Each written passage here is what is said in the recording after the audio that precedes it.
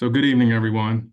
My name is Dr. Darrell Green, Superintendent of the Red Clay Consolidated School District. We want to thank those members who are joining us this evening for this webinar on our virtual information night for our upcoming referendum next Wednesday, February 28th. Polls open at 7 a.m. and will close at 8 p.m. at 15 locations across the district. So the agenda for this evening, we'll do some just general introductions again. Dr. Darrell Green, the Superintendent of Red Clay. We'll share some district highlights, some operating funds overview, capital improvements overview, share some information how you can help as we gear up for this all-important referendum next week, and happy to answer any questions that you may have as a community. So again, thank you for joining us this evening. This is a series of a variety of information and town hall meetings. Again, this one is virtual, and I will allow co-host, Dr. Ted Ammon, our Chief Operating Officer, introduce himself.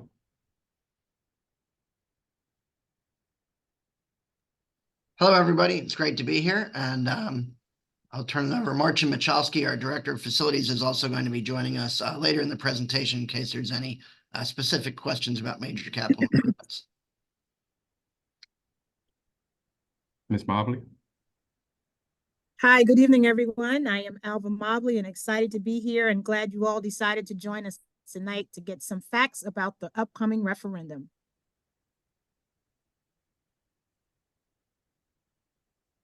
So again, we are a week away, next Wednesday, February 28th. This is a very important date for all of our children, students, schools, our community at large, whether we have or you have children enrolled, and I say we because I do have Red Clay students, as well as a Red Clay resident, whether you have students enrolled in Red Clay or, again, students attending one of our two charters as a district or involved in the school choice process or program.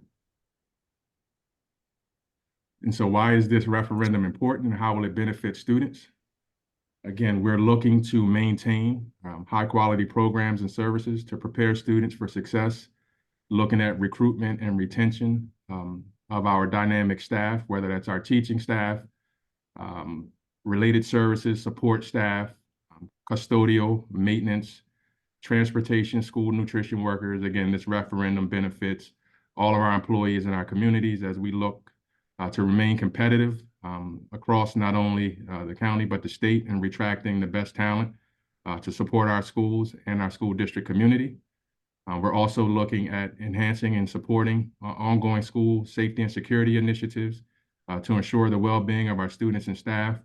We're fortunate as a community to have had in the previous referendum, which again was 9 years ago, and I think we will continue to emphasize that point, that has been almost a decade since we've come out to our community to look at a local tax increase.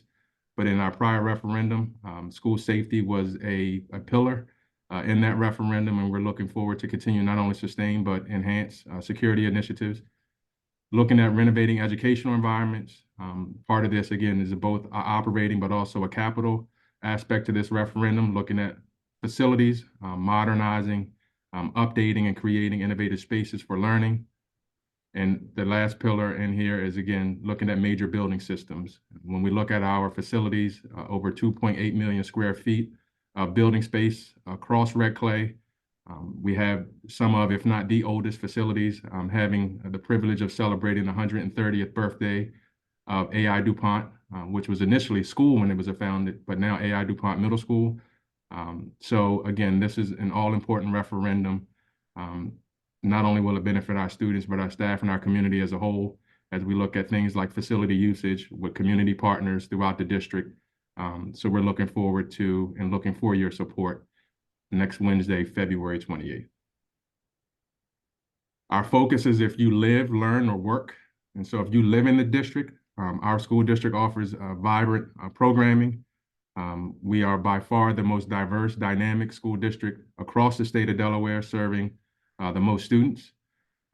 We range from pre-K through 22 in terms of our supports and services across Red Clay School District. So if you live in the district, it is compelling you to, again, support as it relates to home prices, home values, You can look at communities that are divided between multiple districts. I think there's a clear distinction between home prices for a Red Clay home. But more importantly, and I've said this during a number of town halls, as my grandmother would often say, an idle mind is a devil's workshop. And so when we look at dynamic programming, providing after-school co-curricular, extracurricular programming and activities for students who live within our various communities across Red Clay, we're asking you to support. If you have a child, grandchild, relative who is a student in Red Clay, having access to exceptional educational and support services and activities to empower them to learn and grow, we're asking you to support this referendum.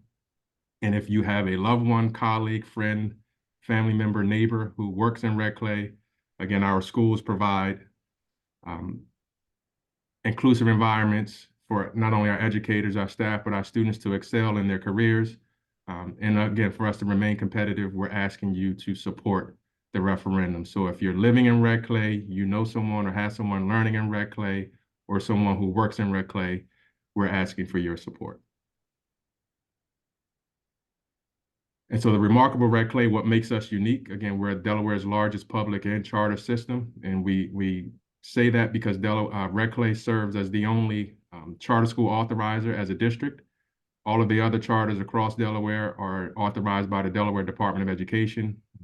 Red Clay authorizes both the Charter School of Wilmington as well as Delaware Military Academy. We serve over 16,000 students across the district.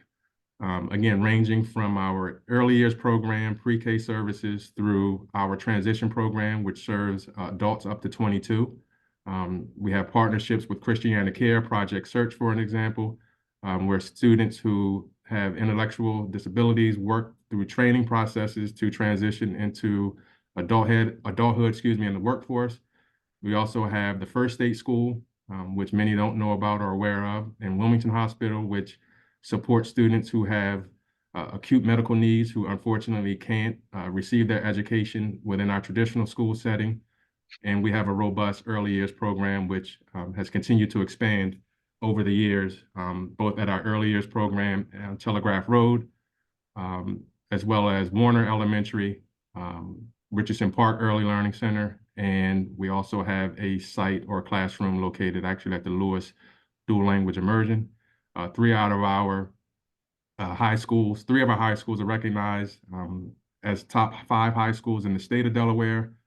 We look at our various career technical education programs, Spanish immersion, International Baccalaureate, you name it.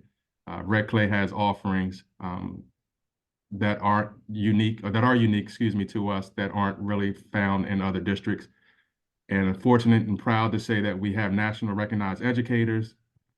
Ms. Nye, who works at Anna P. Moat, was the Delaware School Counselor of the Year. Melissa Brady served as Delaware's Principal of the Year. And we also have nationally ranked Blue Ribbon schools, that being Cab Calloway School of the Arts, Linden Hill Elementary School, and North Star. Within the past 3 years, we're also recognized as nationally ranked Blue Ribbon schools. And then we have a variety of certificate programs, partnerships, Early College Academy that we have rebooted in partnership with Goldie Beacon College. So you'll learn more about those. But again, we want to thank you for joining us this evening to get the factual information around why this referendum is important to our community. So you'll find 2 questions in the ballot. Again, this is both an operating and a capital referendum. And I will let Dr. Ammon, Chief Operating Officer, share more information about question number 1, operating funds. Good evening, everyone. Thanks, Darrell. As Darrell mentioned, there are 2 questions on the ballot. People have asked, why do we make it confusing and have 2 questions? But that is, in state law, you cannot mix capital improvement projects and operating fund referendum questions. So there will be 2 questions. The first question is having to do with operating funds. And we've had a number of these town halls and a number of community question and answer sessions. And one of the questions we get all the time is, well, why do you even need to have a referendum? It's not very often, it's never in Delaware, do you go and vote for a tax other than when it comes to school taxes? So that question comes up quite a bit. So on this next slide, we talk about there are Oh, I think, do we go in the wrong direction? And oh, can you go forward? There we go. Sorry about that. There are two ways that we can increase our local revenue that comes in through property taxes. One way is through when the assessed value of our property increases. And the second way is when the board approves and then the community votes to pass a referendum. So that first one that can happen automatically is if assessed value increases, our revenue funds increase. Because of the way property values are in Red Clay, our assessed value is not increasing on a significant basis. If you look at the average increase of our assessed value since FY18, it's been about 0.5% per year. So as any of you have been looking at prices over the last however many years, if we go back to FY18, certainly we have seen that prices have increased more than 0.5% per year. So because of that, the only other way for a school district to increase our local operating funds is to hold a referendum. And as Dr. Green had mentioned earlier, our last referendum was in 2015. And at that time, we had said we would have that referendum and we would that would hold us for 3 to 5 years. And certainly it's been more than that. It's been 9 years. We've some other districts have gone to referendum once or twice in those 9 years. And so the second question people get is, well, how did you do that? You said 3 to 5 years and it's been 9. You know, are you magic? We certainly aren't magic. It's been a combination of things. Back in 2015, when we held the last referendum, we had committed to adding a number of things to our school district. One of them was the one-to-one technology program. And that was something that certainly served us well during COVID when we were able to very quickly pivot and have all of our students have devices at home, because that was something our community had voted to add to our district through the last referendum. We had also added some curriculum adoptions. We had added school safety in our school district. We now have SROs and constables in all of our secondary schools. We added school interventionists. And that last referendum also spoke about adding after-school athletics and enrichment opportunities. Again, going back to Dr. Green's grandmother talking about an idle mind being a devil's workshop. I love that expression. But we believe after-school athletics and enrichment opportunities are critical for our students so that they can continue learning and having positive activities outside of the traditional school day. Another way, quite frankly, that we've managed to have this referendum last so long before having to come out to the community is that we have had very limited local salary increases. As some of our teachers have told us, when they're looking at jobs coming out of college and they're looking at surrounding districts, they're seeing that our salaries are somewhat, or in some cases, significantly lower than other districts. And we tell them that Red Clay is a great place to work, but certainly they're looking at the salary scales as they're looking. And so that is one way that we've been able to extend that referendum longer than we had hoped, but it's certainly something we need to look at.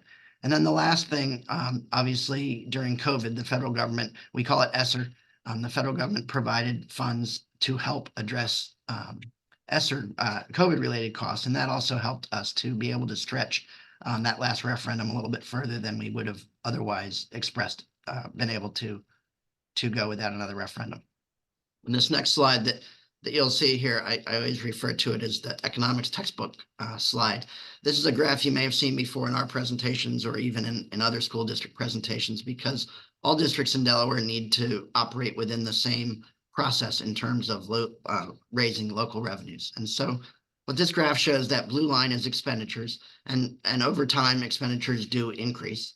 As much as we want to control costs, those costs do increase. Yet our operating taxes are set based on referendum. And I mentioned that earlier. Once the community votes on that referendum, those revenues do not increase unless there's a significant increase in assessed value or if there's another referendum. So this graph shows the period in between referendums where that horizontal line is that set tax rate, and then it doesn't go up until there's a referendum. So it happens in the first couple of years we are bringing in those funds. And then we spend down those funds to the point where we do what we call deficit spending. And that's not a bad thing in any way. It's the design of funding of local operating costs in Delaware schools. So as those referendum funds accumulate, we then spend them down. And obviously we can only spend funds that we have. And so at some point we cannot deficit spend any longer. And at that point, it's time to go to referendum. So someone said to me, well, where are we on this chart right now? And what I would describe as we are at the very far right of one of those yellow triangles, meaning that we have been deficit spending. That's something that is not news. We've been sharing that with our board a couple times a year at both our preliminary budget and our final budget. And so we are at a point where we cannot continue to do that expenditure, that deficit spending, without coming to the community and increasing revenues or having some significant cuts. And I mentioned that deficit spending. If we continue to spend at our current rate next year, our projected budget would have us deficit spending at $9 million a year, which would leave us in this hypothetical scenario with a negative $4 million budget balance. Obviously, school districts cannot run at a negative balance. So this is just for illustrative purposes. We can't actually run a budget that looks like this, but it does show that if we do not increase our local revenue, we would be looking at having to cut $9 million out of our operating budget.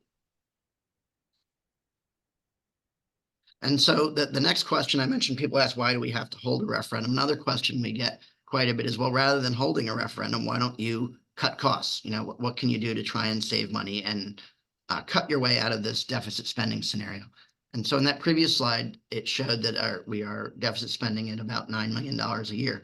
So in order to eliminate that problem, if we cut $9 million out of our budget next year, which I think someone said, well, that sounds like it would be catastrophic. And I think catastrophic is not an exaggeration. That's a significant amount of spending that we would have to cut. We would certainly be able to cut that if we had to, and significantly cut services to students. But then next year, because costs continue to increase, salaries continue to increase based on teachers and other employees progressing through their salary scale, we end up with that same problem again next year. So that one-time cut doesn't go away after that first year. We have to continue to cut each year after that. So it's certainly not a way to sustain a school district and the programs that we provide to our students. So the proposal that we have been talking about, I think our first public workshop about this was last summer, and then we've had a number of workshops since. We had a board workshop where we explained in more detail to our board the budget and where we got to this proposal. But our proposal is a 50 cents per $100 of assessed value increase. And we're phasing that in over 3 years. That was something we heard very clearly from our community back in 2015, that people would like to see, rather than a one-time increase, they would rather see us phase that in so that they can build that into their budget and expect it over the next couple of years. So we are proposing a 3-year phase-in where it would be 30 cents per $100 of assessed value the first year, excuse me, and then 10 cents the second year, and additional 10 cents the third year. Excuse me, if you could move on to the next slide. One of the things people ask about that is, well, is this all shiny new things, or is this for current costs? And it's a mix of both. The answer is yes to both of those things. There are certainly things that as a district we have decided that when we go out to the referendum, we need to services we'd like to add and expand for our school district. And that's about 20% of the revenue we're looking to increase.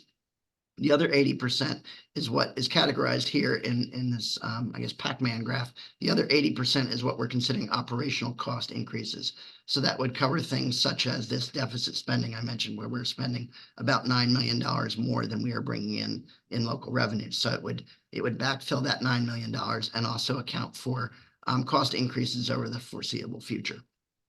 And so with that, I'll turn it over to Dr. Green to talk in some more detail about those various additions. And thank you, Dr. Hammond. And again, I think two things that are points to note and stress is it's been almost a decade since we have gone out as a district. And I think that's both a blessing and a curse in that we're good stewards of taxpayer dollars. And now we're coming out because there is a significant need for local revenue to maintain existing programs, as he indicated, but also to look at new things that have come up, whether that would be based on legislation that's been passed, or other initiatives that have been put in place as it relates to, learning acceleration to deal with the learning loss, for COVID, but also looking at things like the early college academy expansion that we mentioned, that is in partnership with Goldie Beacom, where students who participate in that program can actually earn what is called the sophomore diploma of distinction, looking at our work around AP coursework expansion, that's advanced placement, our career technical ed vocational pathways, whether that's the culinary program at McCain High School, We also have what is known as the Delaware Teachers Academy, where students in high school can participate in a career technical ed pathway early, whether that's in the early childhood realm, or if they have an interest in actually entering pre-K, the K-12 system. The International Baccalaureate program at the John Dickinson School, immersion, again, early English language arts, curriculum materials for things such as the science of reading. When we know there's a huge emphasis on proficiency and increasing our students' proficiency rates. And so new legislation that has been recently passed around the science of reading. We've introduced professional learning for our educators, new curriculum materials for our kindergarten through third grade across all of our elementary schools. We're seeing gains as it relates to our internal metrics in terms of student growth. And so that will continue to provide additional resources, strategic plan initiatives, looking at, again, our 3 priorities around resources and operations. How do we continue to maintain and be good stewards of taxpayer dollars? Through COVID, we have understood and see the value in dedicated sub-services and supports. Again, looking at teacher salaries and employee salaries, and then also mental health, climate, culture supports for students across all of our schools throughout Red Clay.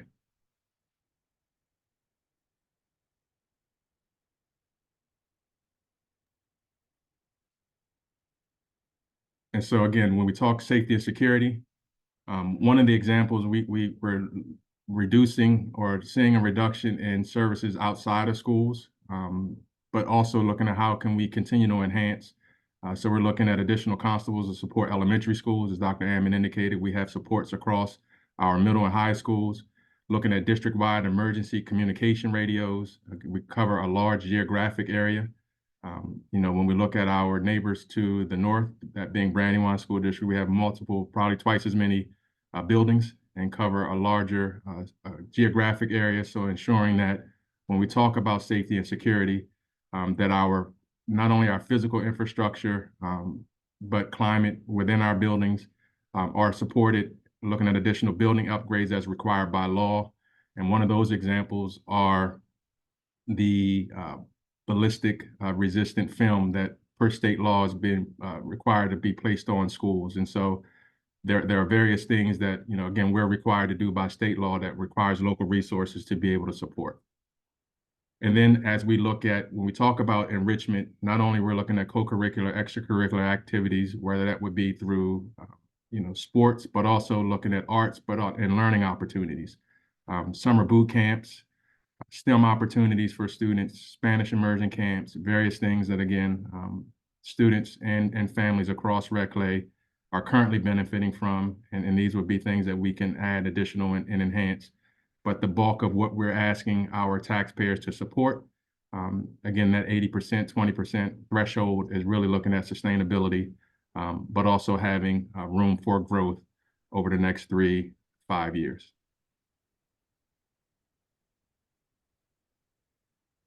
This next slide here is the one people often say, okay, we certainly can understand why you need to add some programs. We certainly understand that the cost of existing programs goes up over time, but how does this affect my family budget? How does it affect my household as we pay our tax bill? So this slide shows, and we've tried to make it as clear as possible, it shows one example of that perfectly average house, which, I don't know what that perfectly average house is, but Newcastle County does provide to us that the average assessed value of residential property in Red Clay is $80,745. And it's important to keep in mind that assessed value is very different than market value. It's very different. Dr. Green often says, remember to look at the assessed value, not the Zillow value. And so assessed value is what property taxes are based on in Delaware. And it shows that for the average property, the first year, there would be an increase of $20 per month or $240 per year. And we break that down both on a yearly basis and a monthly basis.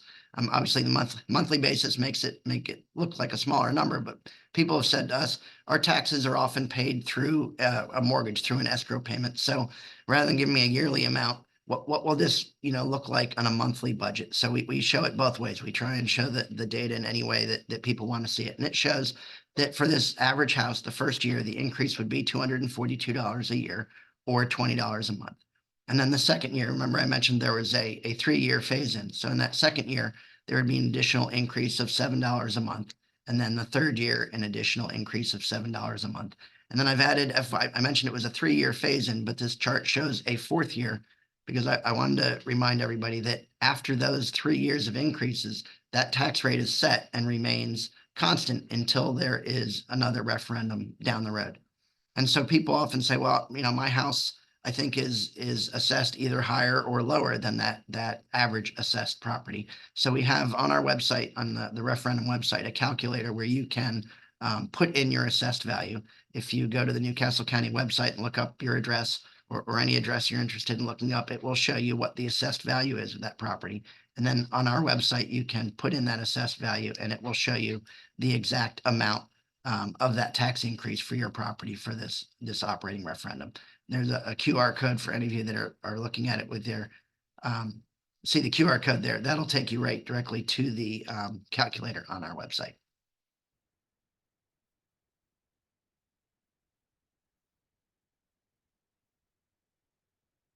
County reassessment. This we've added this slide for those of you that have come to these before. You haven't seen this slide. We've added it because it's a question that certainly has come up over and over.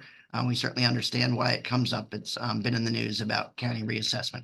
The Newcastle County, actually all 3 counties in Delaware are working on a project to reassess property because property values in Newcastle County have not been reassessed since 1981. And so that process is happening independent of a school board referendum. And people have said, well, gee, can't you wait until after that? And we can't because, as I mentioned earlier, we have that deficit spending. And so we're at that point in the referendum cycle.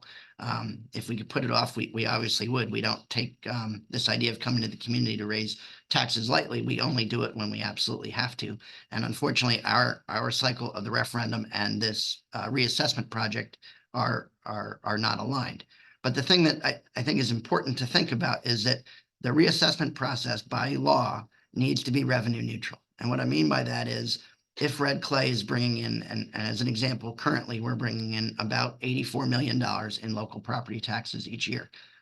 After reassessment, we would need to bring in that same amount of money. So presumably when the county reassesses properties, those property values will go up. The assessed property value will go up, and that average number of $80,000 will no longer be 80,000. That average number will be higher. But what we will need to do at that point is present to our school board a tax rate. In the July after reassessment, we will have to present a tax rate that is revenue neutral and takes the new assessed value and divides it into the same total revenue so that it's revenue neutral. And then the last bullet here has come up. People have said, what about the 10% that taxes will increase? And some people say that taxes will increase and some people say that they can increase. State law does allow, there's a section in state code that says when there is a reassessment, a school board may increase that one time during reassessment. They may increase taxes by 10%. I certainly can't speak for our school board currently, and I can't speak for our school board that will be in place after reassessment. But what I can tell you is that when Darrell and I put together a budget and present it to the board, we're coming to you with this referendum because we need to increase our local revenue to do the things we've been talking about. Once this referendum passes, notice I'm talking positively there. When the referendum passes, we would not be planning to recommend that our school board take advantage of that 10% increase.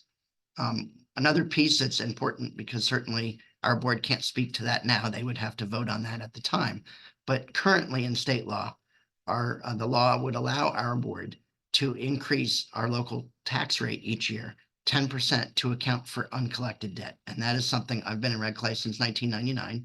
We have never presented to our board that we should allow for that because we do not see a 10% uncollected rate of taxes. So we don't currently take advantage of the fact that we can include an extra 10% increase. So we certainly will not be recommending that to our school board in 2 years when the assessments are, when all the properties are reassessed.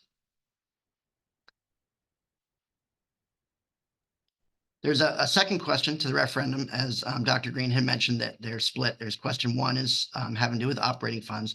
Question 2 is for capital improvements. And you'll see there's a bullet here on the screen that the way capital improvements work in the state of Delaware is that there is a split between state funds and local funds. And some people have noticed that there was, in the governor's recommended budget, there is a line item that puts some money in the state budget for red clay capital improvements. And we are thrilled that that's there. And that's exactly why we have the second question on the referendum. So if Alva could move on to the next slide for me, please. The way this process works is a school district in Delaware that wants to do capital improvements needs to submit a certificate of necessity to the state of Delaware. And Red Clay did that. We started this process back prior to COVID and then during COVID, because I know we had teams meeting with our principals in our buildings, walking through and assessing our facilities at that time. And we submitted it to the Department of Education, and we had to submit it 3 years because the state did not have the funds to allocate towards this project. And so this year we were very happy, third time's the charm, they say. This year, the Department of Education did approve a certificate of necessity for $320 million worth of improvements. And the way those improvements work is that we are responsible for raising through our community the 40%. So the question number 2 on that ballot is to raise the local share of that capital improvement project, the 40%. So that's $128 million.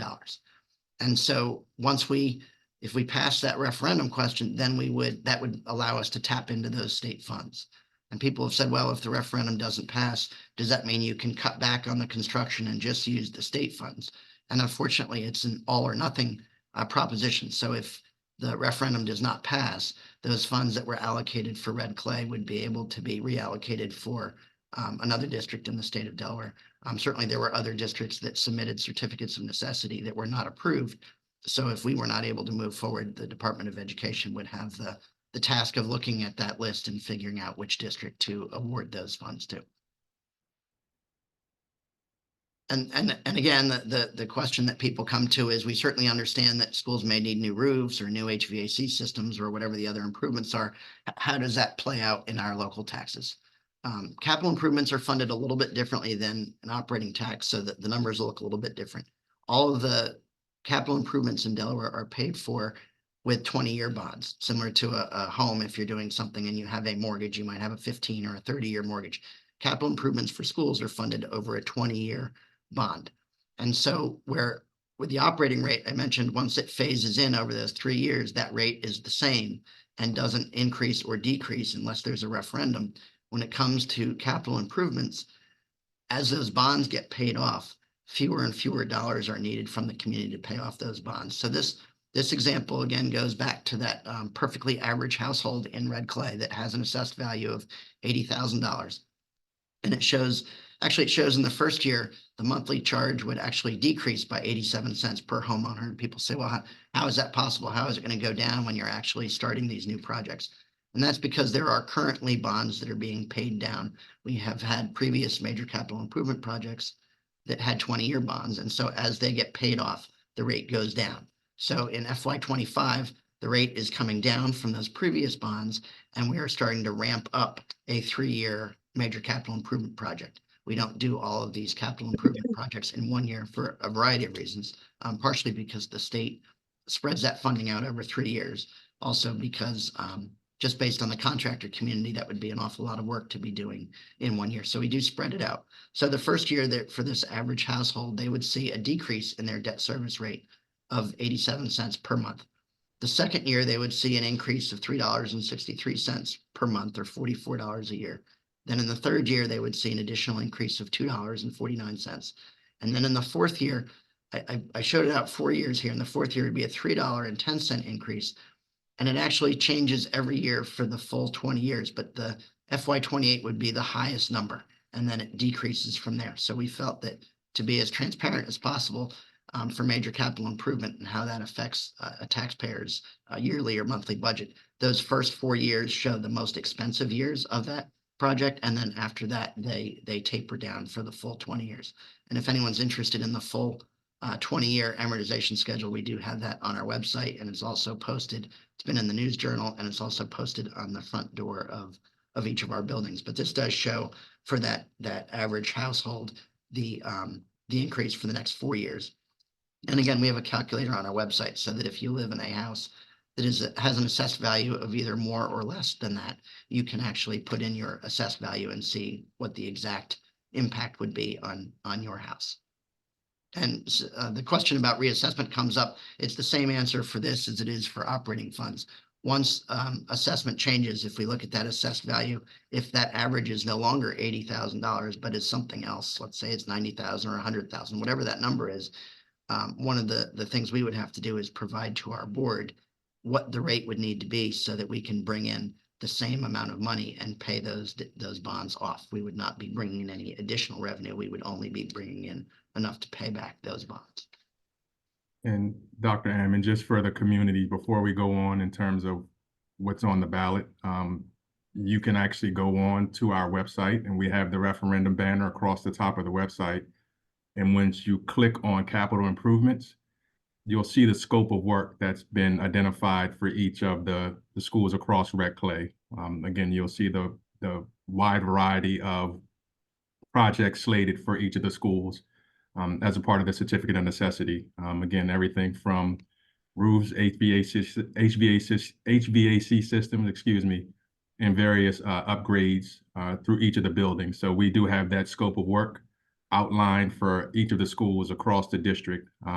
Again, when you see the price tag in terms of what we have to generate from the local portion of the state approving that certificate of necessity, you'll see the wide range of work that'll be taking place across the district. Again, over 2,800,000 square feet of facility space, and major systems and upgrades, again, will be identified and are identified on our website so that you can see firsthand in terms of where that money is actually going.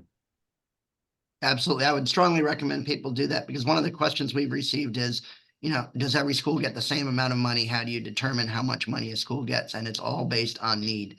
I mentioned earlier that certificate of necessity process, and that's when the engineers and architects go through each building and define that project based on the need. So one school may need a roof, another school may need an HVAC system. Almost all of our elementary schools have playground equipment included, because that's something that is needed. And things related to water quality, certainly we've seen things in the newspaper about water quality throughout the state. So there are certainly some projects that have to do with replacing some plumbing equipment.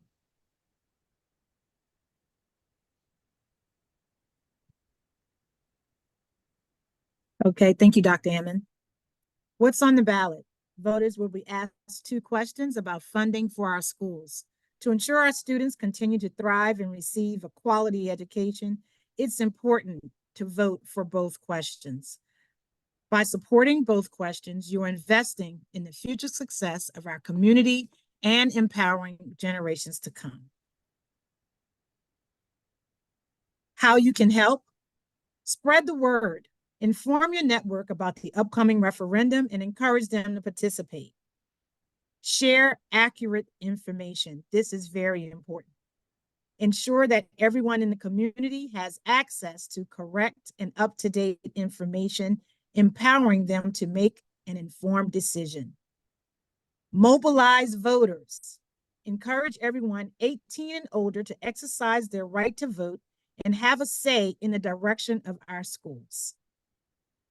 Remind the community that voting is open to all eligible individuals, regardless of home ownership. This means if you live within the Red Clay boundaries in a home or an apartment, you are eligible to vote in this referendum. Mark your calendar. The referendum vote is scheduled for Wednesday, February 28th. Polls will be open from 7 a.m. to 8 p.m. To participate in the vote, you must live within the Red Clay School District boundaries. You must be at least 18 years old, be a citizen of the United States and the state of Delaware. Remember to bring along your valid proof of identification. Please be prepared. Ensure you have all necessary documentation ready and plan your day accordingly to make your voice heard in this very crucial decision for our schools and community.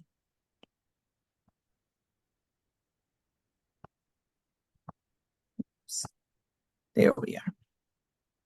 Polling locations. We have several polling locations across the district. Take note of the polling location nearest to you and plan your voting schedule accordingly. There are 15 polling locations. Encourage participation. Share this information with your friends, family, and neighbors to encourage maximum participation in this important decision for our schools. Can we count on you? We're counting on your support in the upcoming referendum. Your vote is crucial for the continued success of our schools and community. Together, we can ensure that our schools have the resources they need to provide the best education possible for all of our students. A vote for is a vote for our students, for our teachers, for our support staff, for safer facilities, and for better learning spaces. Our next town hall meeting is Thursday, February 22nd at North Star Elementary School at 6 o'clock p.m. We hope you'll be able to join us in person for that meeting. Remember that every vote counts. Emphasize that every vote matters and can make a significant impact on the future of our schools. To find out more, visit our website at www.redclayschools.com/vote. And so we want to, again, thank you. And I know folks are continuing to put those who have questions in the Q&A, and we're responding to those questions. Again, being mindful of the voting locations. Again, next Wednesday, February 28th, polls open at 7 a.m., close at 8 p.m. And traditionally, there have been a wider range of schools that serve as polling locations. We do not control that. That comes from the Department of Elections. They selected those locations. So just being mindful for yourselves, for those who are joining us, but also letting your neighbors, those in the community know where the closest location may be to, whether that would be your place of employment within Red Clay or your residence. Again, outlining where those locations are. 2 questions, both an operating and a capital. Again, you can go to Red Clay Schools /vote or redclayschools.com/vote, which is our referendum website, to just find out information, additional information, not only polling places, eligibility for voting. And if you have any questions or concerns, again, please do not hesitate to reach out. You can also call 302-552-3700. If you have additional questions after this presentation, after you digest it, all of this information, again, is posted online. And we want to thank our community. Again, we do not come out in vain. We understand that your tax dollars are precious dollars. They do go to good use, again, across all of our 31 plus programs throughout Red Clay, facilities, operational costs. And we want to thank you all for joining us this evening. When we look forward to your support, Wednesday, February 28th, polls open at 7 a.m., close at 8 p.m. Dr. Green? Yes. I have just 3 questions that were submitted through our referendum portals I'd like to ask. Go ahead. Okay. The first question is, will charter schools within Red Clay benefit from the referendum? Yes, and so the way that school funding, and Dr. Amick can also chime in on this, but the money does follow the student. And so those students who are Red Clay students but attend a charter school, that funding does support and follow that particular student. So in essence, the charter schools do benefit. Thank you. The next question. Does Red Clay have the highest tax rate? No, we do not. We do not have the highest tax rate. Again, our neighboring districts have gone out, many of them in essence, multiple times over the course of us coming out in almost a decade. But we do not have the highest tax rate. And Dr. Ammon, if you want to elaborate on where we sit relative to neighboring districts in terms of tax rate, feel free to chime in. Sure. I don't have a slide here to pull up, but we did look at that and to see. And Red Clay is certainly 4th in terms of The surrounding school district, we looked at Brandywine, Colonial, Christina, and Red Clay being the four that are contiguous here. And our current expense rate is, and it was one of the questions in the chat, our current expense rate is currently $1.57.6 per $100 of assessed value, whereas Christina's rate is $2.16 per $100 of assessed value. Colonial is $1.58.6. And again, I know I'm throwing a lot of numbers at you. We can throw this slide up on our website, but to answer Ms. Mobley's question, Red Clay is currently fourth in terms of current operating expense rates. And both, as some people may know, Brandywine School District held a referendum last week that will increase their current expense rate, and Colonial School District is holding a referendum on the 29th, and that will also, if that passes, that will increase their rate. And I have one final question. What determines a pass or fail referendum?